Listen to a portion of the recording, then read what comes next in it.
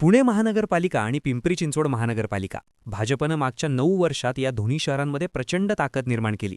त्यात महानगरपालिका निवडणुकांचा तोंडावर इन्कमिंग घडवून आणत समोर विरोधकच नाहीत अशी परिस्थिती तयार केली.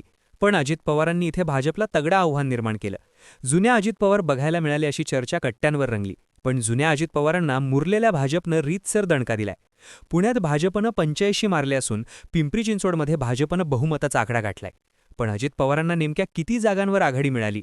पुण्यात स्ट्रॉंग असणारी काँग्रेस कुठे आहे? कोण विजयी झालंय, कोण पराभूत झालंय, पाहूयात या व्हिडिओमधून. नमस्कार, मी चिन्मय आणि तुम्ही पाहताय बोलभिडू. सगळ्यात आधी बोलूयात पुण्याबद्दल. पुण्यामध्ये सध्याच्या आकड्यानुसार भाजप 54 जागांवर आहे.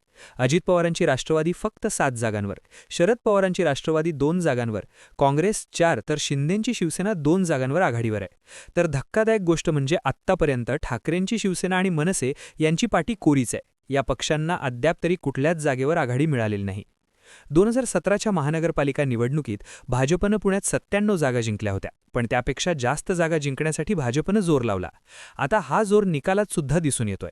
मतमोजणीच्या पहिल्या 3 तासातच भाजपनं आपली आघाडी 50पेक्षा जास्त जागांवर नेली होती. पुण्यात ठिकठिकाणी भाजपच्या विजयी नगरसेवकांनी गुलाल उधळायला सुरुवात केली. पुण्यातून समोर आलेल्या निकालांवर एक नजर मारूयात. भाजपनं प्रभाग क्रमांक 20 मधून पहिल्या विजयाची नोंद केली. इथं प्रभाग क्रमांक 20 शंकर महाराज मठ बिबेवाडीमधून भाजपचे 3 उमेदवार विजयी झाले.